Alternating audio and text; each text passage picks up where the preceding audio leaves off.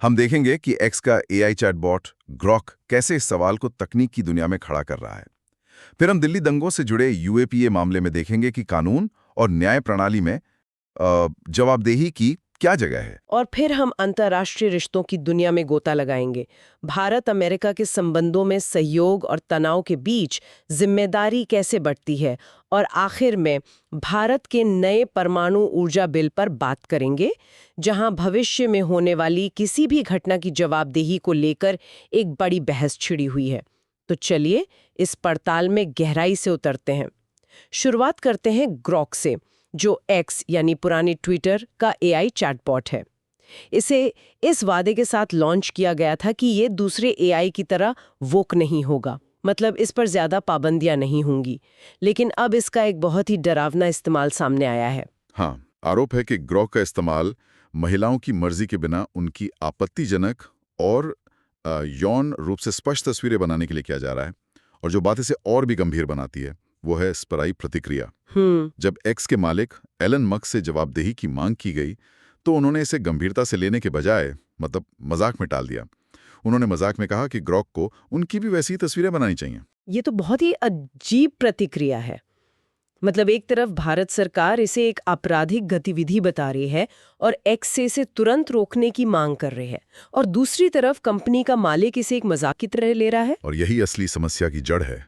ये silicon Valley की उस move fast and break things वाली संस्कृति को दिखाता है, जहां वे चीजों को तोड़ने की बात करते हैं लेकिन ये भूल जाते हैं कि उन चीजों में समाज, इंसानियत और लोगों की सुरक्षा भी शामिल है। सही बात है। इंटरनेट पर महिलाओं और LGBTQ+ समुदाय के लिए माहौल तो पहले से ही काफी मुश्किल है। इस तरह की घटनाएं उस आग में घी डालने जैसा काम करती हैं। लेकिन क्या ये सिर्फ मस्क की समस्या है, या फिर पूरी एआई इंडस्ट्री ही इस जवाबदेही के सवाल से जूझ रही है? आखिरकार जिम्मेदार कौन है? एआई बनाने वाला, प्लेटफॉर्म, या उसका गलत इस्तेमाल करने वाला यूजर? देखिए, ये आज के समय का सबसे बड़ा कानूनी और नैतिक सवाल है।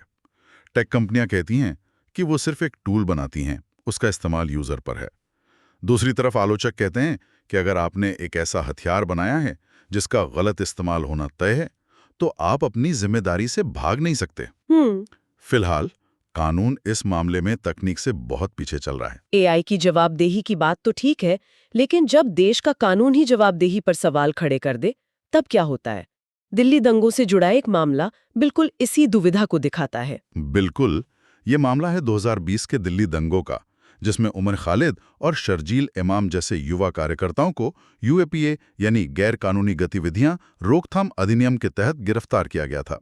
हाल ही में सुप्रीम कोर्ट ने 5 साल हिरासत में रहने के बावजूद उन्हें जमानत देने से इनकार कर दिया, जबकि कुछ और आरोपियों को जमानत मिल गई। 5 साल बिना किसी ट्रायल के, ये सुनने में ही बहुत ज्यादा लगता है। और अदालत ने कुछ को जमानत दी और कुछ को नहीं। इसका आधार क्या था? सूत्रों में हायरार्की ऑफ पार्टिसिपेशन या भागीदारी के पदानुक्रम जैसी किसी चीज का जिक्र है। ये सुनने में बहुत जटिल लगता है। इसका असल में मतलब क्या है? इसे आसान भाषा में समझते हैं। अदालत ने जिसे हायरार्की ऑफ पार्टिसिपेशन कहा है, उसका सीधा मतलब है कि वो देख रहे हैं क्या ये व्यक्ति सिर्फ भीड़ का हिस्सा था या असल में हिंसा भड़काने वाला मुख्य साजिश करता था। अच्छा। तो इसी आधार पर उन्होंने कुछ को कम जिम्मेदार मानकर जमानत दे दी, और जिन्हें वे मुख्य आरोपी मान रहे हैं जैसे खालिद और इमाम, उनकी जमानत खारिज कर दी। अच्छा, तो ये एक तरह से भूमिका के आधार पर वर्गीकरण है। लेकिन फिर भी मेरा सवाल वही है, 5 साल बिना ट्रायल के जेल में रखना कितना सही है? ट्रायल तो अभी शुरू भी नहीं हुआ है, और कहा जा रहा है कि इसमें 700 से ज्यादा गवाह हैं, मतलब ये सालों चलेगा। अगर कल को वे निर्दोष साबित होते हैं तो उनकी जिंदगी के ये कीमती साल कौन लौटाएगा? और यहीं पर यूएपीए कानून की असल समस्या सामने आती है। इसकी धारा 43D(5) के तहत जमानत देने के लिए अदालत को ये मानना होता है कि आरोपी पहली नजर में निर्दोष है, जो कि लगभग असंभव है।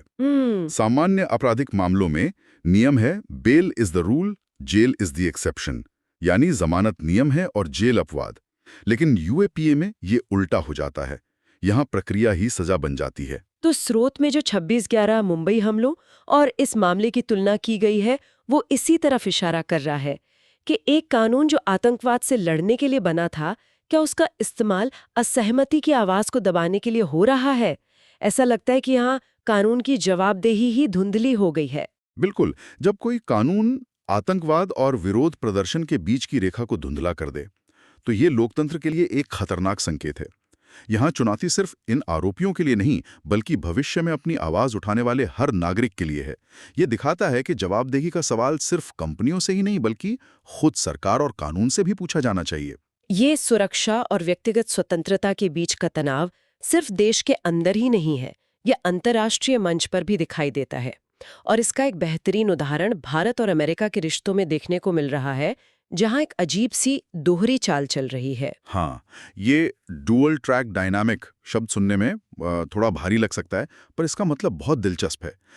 इसे ऐसे समझिए जैसे एक पति पत्नी है जो रोजमर्रा की छोटी छोटी बातों पर लड़ते रहते हैं, लेकिन उन्होंने मिलकर 30 साल के लिए घर का लोन ले रखा है। तो उनके बड़े और लंबे समय के जो वादे हैं वो उन्हें साथ रखते हैं, भले ही ऊपरी तौर पर तनाव दिखे। अरे वाह, ये तो बहुत बढ़िया उदाहरण है।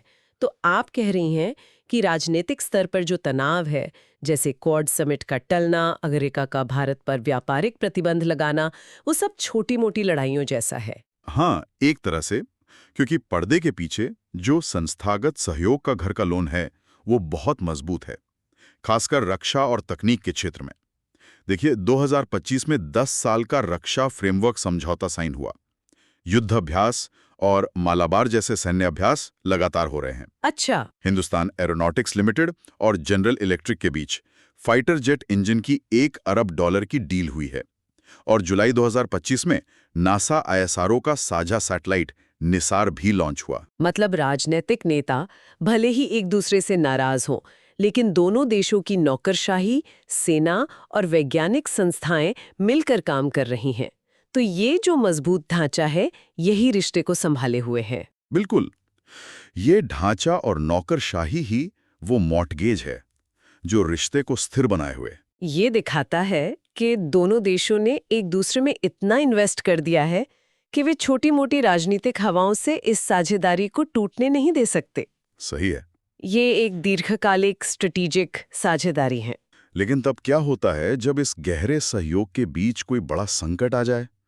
मुझे लगता है एयर इंडिया की उड़ान 17-1 का हादसा इसी का एक दुखद उदाहरण है, जहां ये सहयोग टूटता हुआ दिखा। आपने बिल्कुल सही नस पकड़ी है। 12 जून 2025 को अहमदाबाद में एयर इंडिया की ये उड़ान टेक ऑफ के 1 मिनट के अंदर ही क्रैश हो गई और 242 लोगों में से सिर्फ एक ही बच पाया। इस हादसे की जांच में भारत और अमेरिका के बीच सहयोग के बजाय स्रोत में जो जानकारी दी गई है वो तो किसी थ्रिलर फिल्म की कहानी जैसी लगती है। रिपोर्ट में कहा गया कि टेक ऑफ के कुछ ही सेकंड बाद दोनों इंजनों के fuel control switch cut off position में चले गए और कॉकपिट में एक पायलट ने दूसरे से पूछा, तुमने ऐसा क्यों किया? और दूसरे ने जवाब दिया, मैंने नहीं किया। ये तो बहुत ही अजीब है। और जो बात इसे और भी रहस्यमयी बनाती है वो ये है कि ये स्विच यंत्रवत हैं, यानी इन्हें सिर्फ हाथ से ही बंद किया जा सकता है। अच्छा। कोई इलेक्ट्रिकल या सॉफ्टवेयर गड़बड़ी इन्हें अपने आप बंद नहीं कर सकती। इसी बात को लेकर भारतीय अधिकारियों और अमेरिका की नेशनल ट्रांसपोर्टेशन सेफ्टी बोर्ड यानी NTSB के बीच एक बड़ा गतिरोध पैदा हो गया। एक पूर्व अमेरिकी अधिकारी ने तो इसे अंतर्राष्ट्रीय दुर्घटना जांच में देखा गया सबसे खराब गतिरोध तक कह दिया। 1 मिनट रुकिए। अगर अमेरिकी एजेंसी FAA जो विमानों की सुरक्षा देखती है उसे लगता कि बोइंग 787 विमान में कोई तकनीकी खराबी है, तो वो अब तक दुनिया भर में इस मॉडल की उड़ानों पर रोक लगा चुकी होती है ना? बिल्कुल। लेकिन ऐसा तो नहीं हुआ। तो इसका मतलब क्या है? वे क्या कहना चाह रहे हैं? आपका सोचना बिल्कुल सही है। FAA का इन विमानों को न रोकना इस बात का साफ संकेत है कि उन्हें लगता है कि समस्या विमान की तकनीक में नहीं है। वे अप्रत्यक्ष रूप से ये कह रहे हैं कि दुर्घटना का कारण मानवीय था। ओह। और जो जांच में गतिरोध है वो शायद इसी बात को लेकर है कि इस मानवीय कारण की जांच और रिपोर्टिंग कैसे की जाए।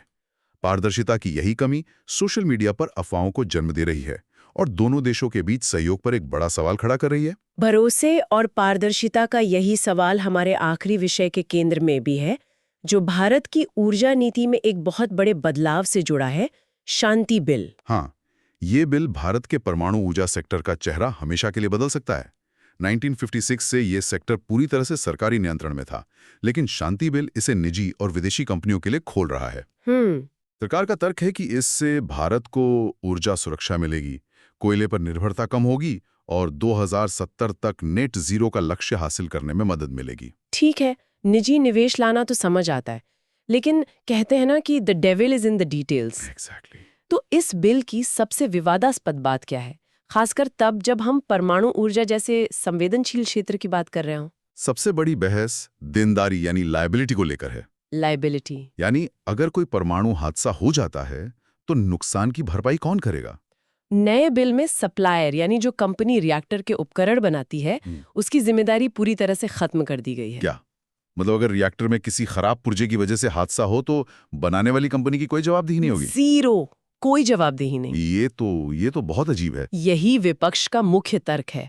और सिर्फ इतना ही नहीं, जो कंपनी प्लांट चला रही है यानी ऑपरेटर, उसकी देनदारी भी सिर्फ 3,000 करोड़ रुपए तक सीमित कर दी गई है। सिर्फ 3,000 करोड़? इससे ऊपर का कोई भी नुकसान सरकार उठाएगी, यानी देश के करदाता। 3,000 करोड़ रुपए सुनने में तो बहुत लगता है, लेकिन परमाणु हादसे के सामने ये कितनी बड़ी रकम है? क्या इसकी कोई तुलना है? बिल्कुल है, और वही चिंता की बात है। स्रोत में जापान के फुकुशिमा हादसे का उदाहरण दिया गया है। वहां हुए नुकसान का अंदाजा इस 3,000 करोड़ की सीमा से 700 गुना ज्यादा था। 700 गुना? जी। तो विपक्ष का कहना है कि ये बिल पोल्यूटर पेज यानी प्रदूषण फैलाने वाला भुगतान करे के सिद्धांत के खिलाफ है, और ये बड़ी कंपनियों को सुरक्षा की जिम्मेदारी से मुक्त कर रहा है। तो ये एक तरह से विकास और सुरक्षा के बीच का चुनाव है। सरकार कह रही है कि हमें ऊर्जा के लिए ये चाहिए, और आलोचक कह रहे हैं कि हम सुरक्षा और जवाबदेही से समझौता कर रहे हैं। बिल्कुल, और इसमें पारदर्शिता का भी एक मुद्दा है। ये बिल राइट टू इंफॉर्मेशन यानी RTI कानून को भी दरकिनार करता है। अच्छा। जिससे परमाणु संयंत्रों से जुड़ी कई जरूरी जानकारियां आम लोगों की पहुंच से बाहर हो जाएंगी। साथ ही इन संयंत्रों में काम करने वाले मजदूरों को भी देश के सामान्य श्रम कानूनों के दायरे से बाहर रखा गया है। तो बहस इसी बात पर है कि क्या हम निजी निवेश को आकर्षित करने के लिए कॉरपोरेट जवाबदेही और सार्वजनिक सुरक्षा को दांव पर लगा रहे हैं? तो आज की इस पूरी चर्चा को देखें तो चाहे वो एक AI चैटबॉट हो, एक सख्त कानून हो, अंतर्राष्ट्रीय कूटनीति हो या फिर देश की ऊर्जा नीति, हर जगह एक ही संघर्ष दिख रहा है, पारदर्शिता और जवाबदेही का संघर्ष। हाँ, एक सामान्य धागा जो इन सभी मुद्दों को जोड़ता है वो है नियंत्रण और सुरक्षा उपायों यानी गार्ड रेल्स की चुनौती। हम एक ऐसी दुनिया से जूझ रहे हैं जो तेजी से जटिल होती जा रही है, और ये सवाल बार बार उठता है कि चाहे वो बड़ी टेक कंपनियां हो, खुद सरकार हो या संवेदनशील क्षेत्रों में काम करने वाली निजी फर्में हों, उनकी जवाबदेही कैसे तय की जाए? आज की चर्चा के बाद ये साफ है कि पुराने नियम और कायदे शायद इस नई दुनिया के लिए काफी नहीं है। बिल्कुल, और यही आज का सबसे बड़ा सवाल है जिस पे सोचने की जरूरत है। हमने देखा कि कैसे अलग-अलग क्षेत्रों में जवाबदेही की हमारी मौजूदा व्यवस्थाएं चरमरा रही हैं। तो हमें ये सोचना होगा कि क्या ये व्यवस्थाएं सिर्फ पुरानी हो गई हैं और उन्हें बस थोड़ा सुधारने की जरूरत है, या फिर आधुनिक तकनीक, जटिल कानूनों और वैश्विक दबावों के सामने ये पूरी तरह से टूट चुकी हैं। और अगर ये टूट चुकी हैं तो इनकी जगह क्या लेगा? आज हमारे